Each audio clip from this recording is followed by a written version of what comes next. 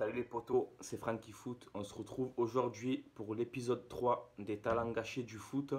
Et aujourd'hui les gars, ça sera Abu Dhabi. Voilà que je tiens à placer dans cette série parce que quel talent gâché ce Abu Dhabi. Donc on va un peu les gars ensemble résumer sa carrière. Donc je vais dire qu'elle a été courte quand même, hein, parce qu'il avait un talent exceptionnel mais elle a été courte. Donc en 2004 il débute en Ligue 1 les gars, il débute à Auxerre. La belle époque d'Auxerre, on se rappelle de cette équipe en 2004 avec les Djabi, les Djibril Cissé, les Mexès, les Bonaventure Kalou, Yann Lachuer, enfin voilà, tous ces joueurs là, Boomsong.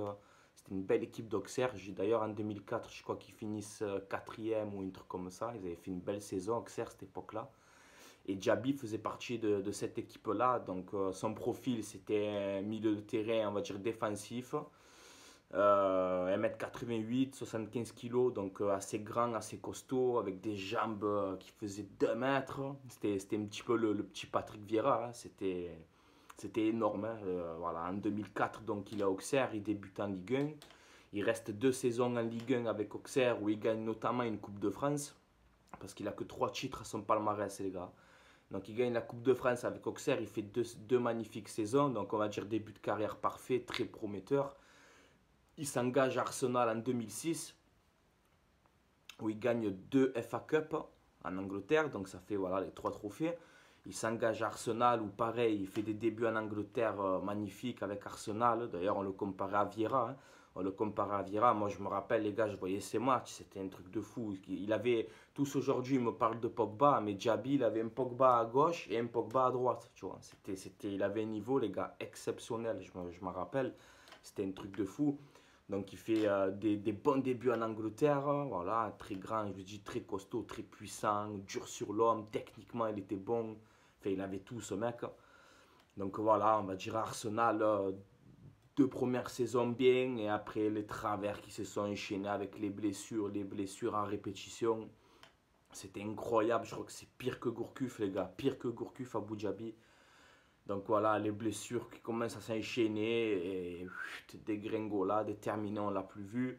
Donc il reste 9 ans à Arsenal, il reste de 2006 à 2015 où il n'a pas joué pendant je ne sais pas combien de temps, c'était un truc de fou. Ensuite en 2015, Marseille qui le prend, qui essaye de le relancer. Donc on a vu quand il est venu à Marseille en 2015, on a essayé de le relancer. Et on n'est pas arrivé, hein. Voilà, c'était tout le temps l'infirmerie, il avait joué 2 matchs et terminé. Mais voilà les gars, moi je le mets dans cette catégorie des talents gâchés parce que moi je me rappelle comme il jouait, les gars, c'était impressionnant. Et il a été aussi international en équipe de France de 2000, je crois que c'est de 2008 à 2012. Et je crois que sa dernière sélection, elle remonte ouais, en 2012. Donc tu vois, c'est quand même il avait du talent. Donc quel talent gâché les gars, ce joueur. Dites-moi en commentaire les gars ce que vous en pensez.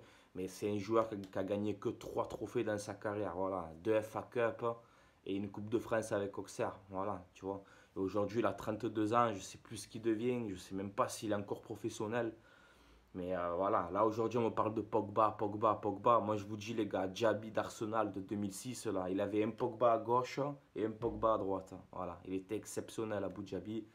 Et je le mets dans cette catégorie, les gars. Marseille essaie de relancer, ils ne sont pas arrivés. Maintenant, voilà, c'est fini. On va dire il a fait une carrière qu'il aurait pas dû faire. Il aurait dû être énorme, les gars. Et pour moi, c'est vraiment un regret, ce Abu Dhabi. Voilà, c'est vraiment un regret. Parce qu'il avait un tel niveau, les gars. C'était du lourd, hein. C'était du lourd à Abu Dhabi. Voilà, les gars. Cette vidéo, elle est courte hein, sur lui. Parce que, qu'est-ce que tu veux que je te dise? Elle est tellement courte, sa carrière. Il a tellement joué peu de matchs. Et il a gagné tellement peu de trophées. Que je peux pas dire plus, les gars. Je suis vraiment désolé. Dites-moi en commentaire, les gars, est-ce que pour vous, Abu Dhabi est un flop ou pas? Est-ce que c'est un talent gâché? Pour ma part, oui. Pour ma part, oui, voilà. Et je tiens quand même à le féliciter, à l'encourager parce que ça a été difficile pour lui. Dans sa carrière, ça a été difficile. Il a eu des moments très très difficiles. Il a essayé de se battre jusqu'au bout pour se soigner de ces putains de blessures là. Mais voilà, quand le corps suit plus, quand c'est fini, tu vois. Surtout au niveau. Surtout au niveau, quand c'est fini, tu peux plus rien faire. Donc voilà les gars, c'était l'épisode 3 de cette saison 1 des talents gâchés du foot. Les gars, dites-moi en commentaire s'il y en a qui se souviennent de Djabi, ce que vous en pensez, quel moment vous a marqué de lui. Voilà, dites-moi ce que vous en pensez d'Abu Dhabi, les gars. Moi, pour ma part, c'est un talent gâché du foot, les gars. Voilà, sur ce, je vais vous laisser là, les gars. C'était Francky Foot. Likez, les gars, comme d'habitude, ça fait toujours plaisir. Likez, commentez. Et voilà, on va se laisser là, les gars. Et un petit bonus. J'ai un petit bonus de fin de vidéo. Balotelli aurait trouvé un accord avec l'OM. Et il sera présenté, je crois, le 9 juin à l'ouverture du Mercato avec le maillot Puma. Voilà, je vous l'annonce encore une fois. Allez, ciao les potos, c'était Francky Foot. Likez, commentez les gars. Portez-vous bien. Et Abu Dhabi, respect quand même pour ce que tu as fait. Tu étais un monstre. Allez, ciao les potos.